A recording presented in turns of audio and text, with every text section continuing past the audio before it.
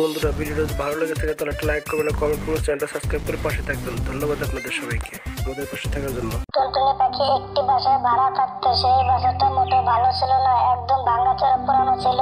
একদিন রাত্রিবেলা ঝড় এসে সেই বাসাটা সেখান থেকে উড়িয়ে নিয়ে চলে যায়। এদিকে সকাল হয়ে যায়, বাসার মালিক সেখানে চলে আসে। টুনটুনি পাখি ঘর থেকে উড়িয়ে নিয়ে গেল, থামাতে পারতো না, তারা থামায়নি কেন? মালিক, এটা আপনি কেমন কথা বলছেন? আমরা সন্তানদেরকে ধরবো নাকি আপনার ঘর থেকে ধরবো? এটা আপনি কেমন কথা বলছেন? নিজের বাসা হয় না তো এই কারণে থামানো করে প্রয়োজন মনে করেন। যদি নিজের ঘর বাড়ি হতো তাহলে ঠিকই সে থামাতে হবে, বুঝো নাই? গরিব, তুমি এটা কেমন কথা বলছো? তোমার ঘরের সাথে সাথে আমার মাল সামানা সবই সেই বাসার সাথে উড়ে চলে গেছে। তাহলে আমার মাল সামানা কোথায় পাবে? এমনি চিন্তার ভিতরে আছে। তুমি আরো বিরক্ত করছো কেন আমাকে?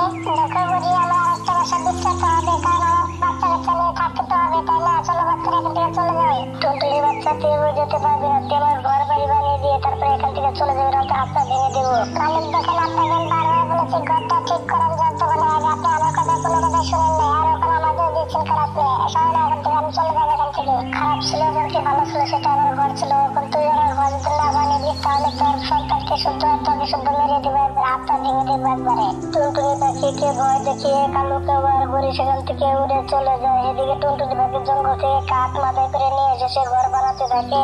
টুনটুনি পাখি দুইটি সন্তান তার মাকে সহযোগিতা করছিল। হঠাৎ করে তখন মুকুল তার মাকে ডাকতে থাকে, না মা, তুমি চালু করে এখানে এসে দেখে যাও, বুড়ি আন্টি গাছের নিচে পড়ে আছে।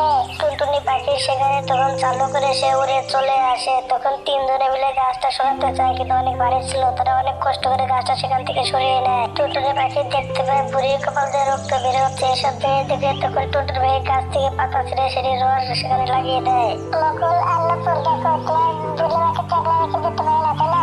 মা, একটা কাজ করলে কেমন হয়? বুড়িটাকে আমাদের সাথে নিয়ে যায়, যখন জ্ঞান ফিরবে তখন মা তাদের বাসায় জিজ্ঞেস করে তাকে দিয়ে আসবো।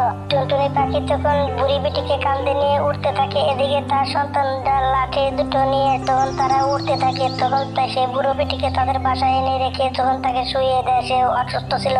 মা, বুড়ি যদি কখন জ্ঞান ফিরবে তার সাথে কথা বলতে হবে, তার বাসা কথা জিজ্ঞেস করতে হবে তাকে।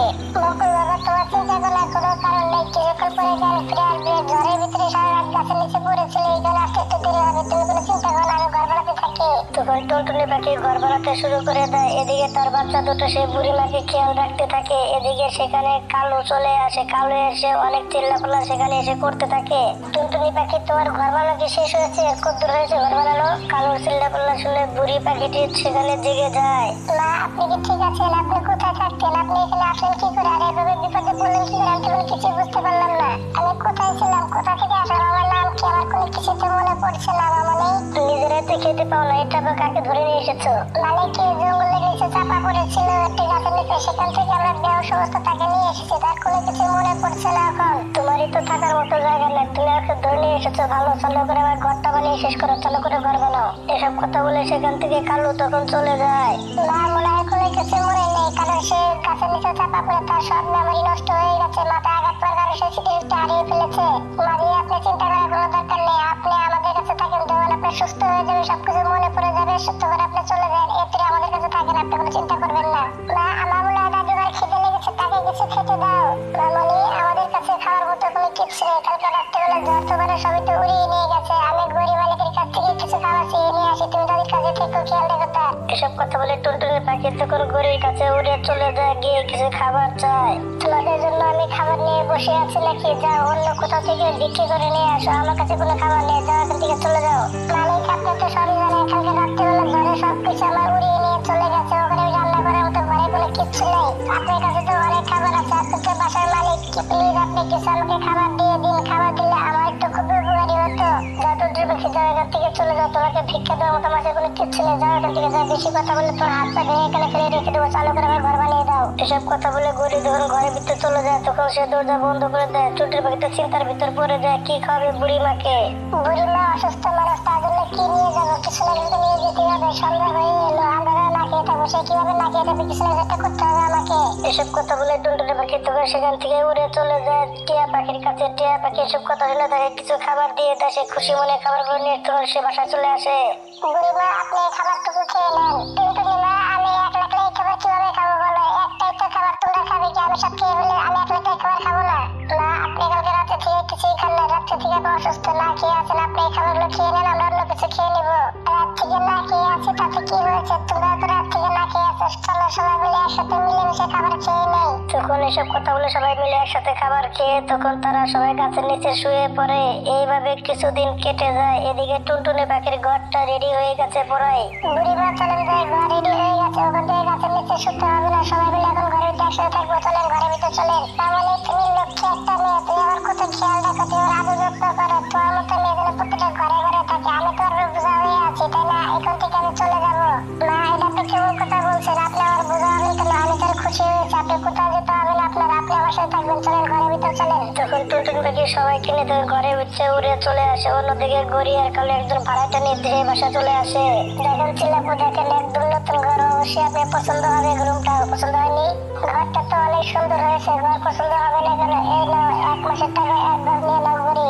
গড়ি মালিক যত বলে ঘরটা ভাঙার পর আমি ঘরটা ঠিকঠাক করলাম, ঘরটা ভাঙলাম, ওখানে আপনি নতুন ভাড়াটা নিয়ে আসেন কেন? আমি তো ঘর ভাড়া ছেড়ে দিইনি, তাই না? তাহলে নতুন ভাড়াটা আপনি কেন নিয়ে আসলেন? আমি চিলাপুর কাছে ঘরটা ভাড়া দিয়ে দিয়েছি, তুমি না বলা কে? আমার ঘর আমি যেমন চাই তাই করবো, তবে তোমার সমস্যা কি? আমি তোমার কাছে ভাড়া দিব, যাও এখান থেকে বলছি।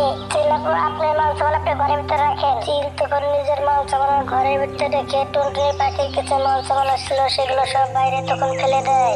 না, আপনি কোনো চিন্তা করবেন না, আমি আজকে সুন্দর ঘর বানিয়ে নেবো, এই শয়তান কামার ঘরে থাকার কোনো দরকার নেই, চলেন যাই। তারা সবাই সেখান থেকে উড়ে যেতে যেতে তখন তারা অনেক দূরে চলে আসে। টুনটুনি পাখি তো অনেক খিদে লেগে গেছে। এদিকে উড়তে উড়তে একটা আপেল গাছ তারা দেখতে পায়। তখন আপেল গাছের কাছে সবাই তখন সেখানে চলে আসে। সেই বুড়ি বেটি সবকিছু মনে পড়ে যায় আপেল গাছ দেখে। মনে পড়েছে, আমার মনে পড়েছে, আমি একটা জাদুকর, আমি আপেল দিয়ে যে কোনো জিনিস বানাতে পারি, আমার সবকিছু মনে পড়ে গেছে। সত্যি আপনি জাদুকর, তাহলে আমাদেরকে সুন্দর একটা ঘর বানিয়ে দিন, আমরা তো অনেক কষ্টে থাকি। তখন সে মনে মনে মন্ত্র পড়া শুরু করে দেয়। মন্ত্র পড়ে তখন যখনই মন্ত্র পড়া শেষ করে তখনই গাছের উপর আপেল ঘর তৈরি হয়ে যায়।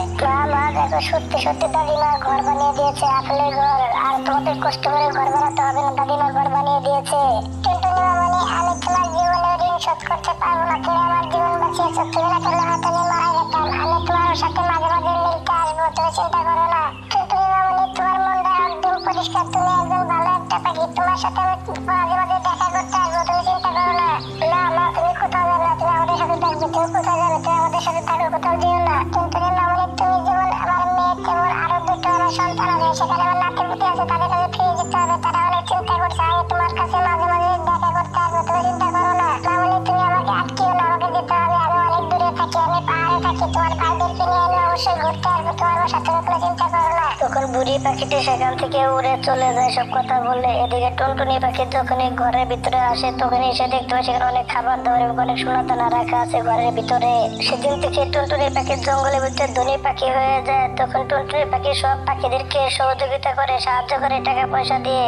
বন্ধুরা, গল্পটা দেখে তোমরা কি বুঝতে পারলে? বন্ধুরা, কারো কোনো ক্ষতি করার চেষ্টা করো না, পারলে উপকার করার চেষ্টা করো, ফল দুদিন আগে পরে অবশ্যই পাবে। কারো উপকার করলে আল্লাহ তাআলা সেই ব্যক্তিকে নিজেও তাকে ভালোবাসেন। বন্ধুরা, গল্পটা এইভাবে শেষ হয়ে যায়। বন্ধুরা, গল্পটা দেখে তোমরা কি বুঝতে পারলে? যেমন কর্ম তেমন তার ফল। ভালো কাজ করলে ভালো ফল পাবে, খারাপ কাজ করলে অবশ্যই খারাপ ফল পাবে দুদিন আগে পরে। বন্ধুরা, গল্পটা যদি ভালো লেগে থাকে তাহলে একটা লাইক করবেন, একটা কমেন্ট করবেন, আর চ্যানেলটা সাবস্ক্রাইব করে পাশে থাকবেন। ধন্যবাদ আপনাদের সবাইকে আমাদের পাশে থাকার জন্য।